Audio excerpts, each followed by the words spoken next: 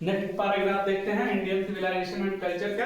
गांधी जी कह रहे हैं सिविलाइजेशन, सभ्यता is that mode of conduct. सभ्यता क्या है? आचरण का पैमाना है, आचरण का तरीका है। आचरण का व्यवहार जो होता है ना, कंडक्ट का मतलब आचरण, या फिर हम उसको कैरेक्टर कह सकते हैं कि जो सभ्यता है वो क्या है? दैट मोड ऑफ कंडक्ट, यानी कि आचरण का तरीका है, पैमाना है, विच पॉइंट आउट, जो क्या करता है? हमको दिखाता है। क्या दिखाता है? पॉइंट आउट करता है। क्या दिखाता है? टू मैन, एक इंसान को द पाथ ऑफ ड्यूटी, कर्तव्य का मार्ग दिखाता है कि एक इंसान को किस तरह का कर्तव्य करना चाहिए, उसका हमको रास्ता दिखाता है। एंड और ऑब्जर्वेंस ऑफ मोरालिटी, यानी नैतिकता का अवलोकन करना सिखाता है। नैतिकता का क्या करना सिखाता है? अवलोकन करना सिखाता है। और कन्वर्टिएबल टर्म, ये दोनों परिवर्तनीय योग पद हैं। कन्वर्टिएबल का मतलब होता है परिवर्तनीय, है ना? तो हम आगे समझते हैं कि सिविलाइजेशन, गांधी जी के अनुसार सभ्यता वो है जो एक पैमाना है, एक आचरण का तरीका है, जो एक इंसान को उसके कर्तव्य के प्रति रास्ता दिखाता है, नैतिकता को अवलोकन करना, नैतिकता का ग्रहण करना सिखाता है। और ये दोनों एक दूसरे से मिलते जुलते पद हैं। आगे करते हैं गांधी जी कि टू ऑब्जर्व मोरालिटी, नैतिकता का ग्रहण जो हम लोग करते हैं, ऑब्जर्व कर रहे हैं नैतिकता का, इज टू अटेन, अटेन का मतलब हासिल करना, मैस्ट्री का मतलब होता है काबू पाना या फिर उसका स्वामित्व होना, over our minds and our passion. Gandhi ji कह रहे हैं कि हमारे दिमाग पर या हमारे मन पर और हमारे जुनून, पैशन का मतलब जुनून होता है इच्छा कह लो, है ना, ख्वाहिशें कह लो, तो हमारे दिमाग और हमारे जुनून पर स्वामित्व पाकर, यानी काबू हासिल करके जो हम बनते हैं वो मोरालिटी कहलाता है। यानी कि द ऑब्जर्व मोरालिटी, गांधी के अनुसार टू ऑब्जर्व मोरालिटी, नैतिकता वो चीज है, नैतिकता उससे हासिल होती है यदि हम लोग क्या कर लें? अपने दिमाग और अपने मन पर के ऊपर क्या कर लें? काबू पा लें, तो वो नैतिकता कहलाती है। नैतिकता हम ऐसे करके हासिल कर सकते हैं। सो डूइंग, गांधी जी आगे कहते हैं सो डूइंग, ऐसा करके वी नो आवरसेल्व्स, हम लोग किसको जानते हैं? खुद को जानते हैं। मतलब गांधी जी क्या कह रहे हैं कि हम अपने दिमाग पर, हम अपने मन पर, हम अपनी इच्छाओं पर हासिल करके इसको ग्रहण करते हैं, नैतिकता यानी मोरालिटी को ऑब्जर्व करते हैं, और ऐसा करके हम लोग किसको जानते हैं? खुद को जानते हैं। गांधी जी कहां के रहने वाले थे? गुजरात के। तो गांधी जी कह रहे हैं गुजराती इक्विवेलेंट, इक्विवेलेंट का मतलब होता है बराबर। तो गांधी जी कह रहे हैं कि गुजराती में जो है ना, सिविलाइजेशन का मतलब, फोर सिविलाइजेशन में, सिविलाइजेशन का मतलब क्या होता है? गुड कंडक्ट, अच्छा आचरण। गांधी जी के अनुसार अगर हमसे पूछा जाए कि गुजराती में सिविलाइजेशन का मतलब क्या होता है, तो हम लोग कहेंगे गुड कंडक्ट। गांधी जी के अनुसार जो सिविलाइजेशन है, सभ्यता है, वो गुजरात में गुड कंडक्ट कहलाता है।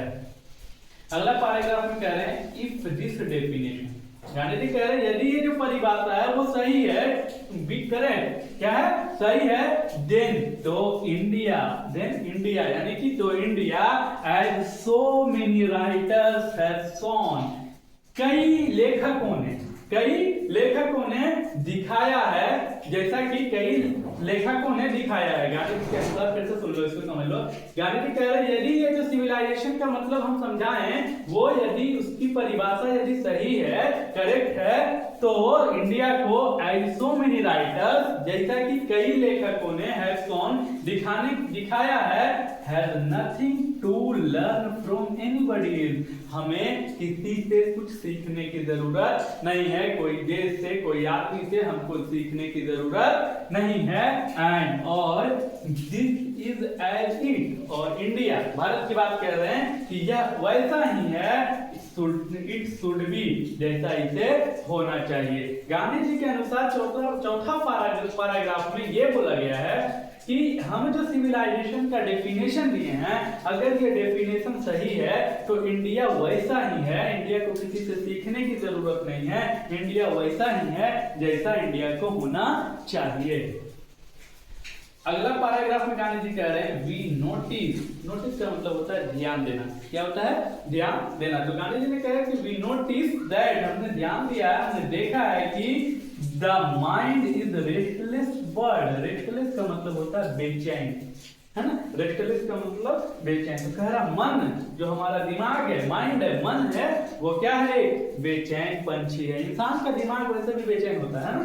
तो कह रहा है we notice that the mind is restless bird. हमने ध्यान दिया, हमने नोटिस किया कि दिमाग क्या है, मन क्या है, वो एक बेचैन पंछी है।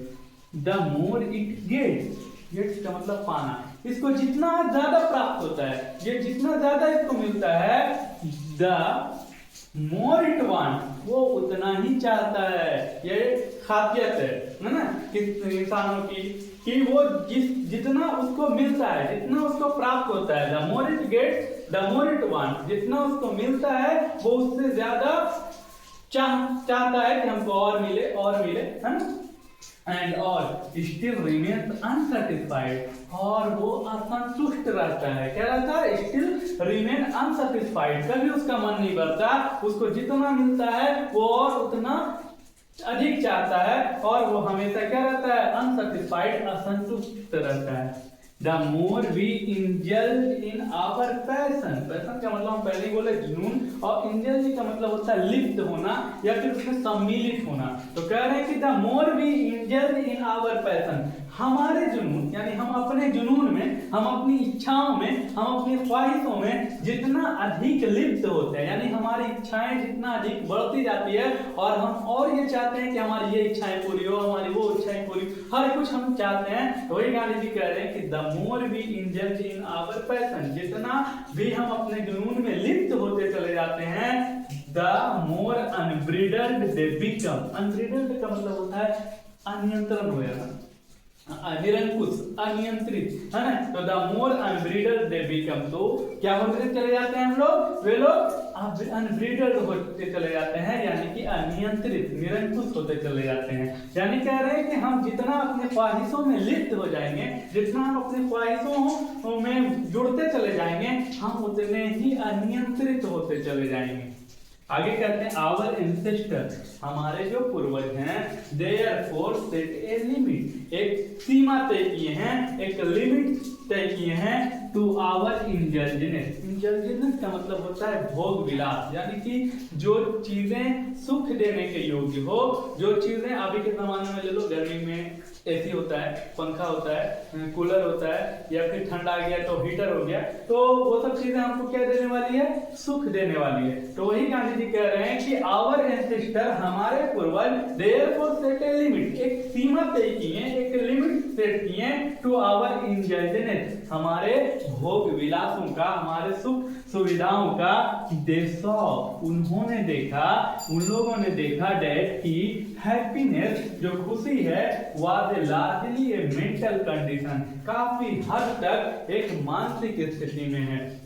यानी कि हमारे जो पूर्वज हैं, उन लोगों ने देखा कि हम लोग जब एक लिमिट सेट करते हैं कि हमको कितना तक में खुश रहना है, तो हम उस स्थिति में हर हाल में खुश रहते हैं। लेकिन जैसे जैसे हमारी इच्छाएं बढ़ती जाती है, हमारी ख्वाहिशें बढ़ती जाती है, और वो जब पूरी नहीं हो पाती है, तो हम क्या होते हैं? दुखी होते चले जाते हैं। वही कह रहे हैं कि हमारे जो पूर्वज हुआ करते थे, our ancestor, therefore set a limit, एक सीमा रेखा तय किए हैं हमारे भोग विलास का, सुख चैन का, और उन्होंने देखा, दे सॉ दैट हैप्पीनेस, उन्होंने देखा कि खुशी काफी हद तक क्या थी?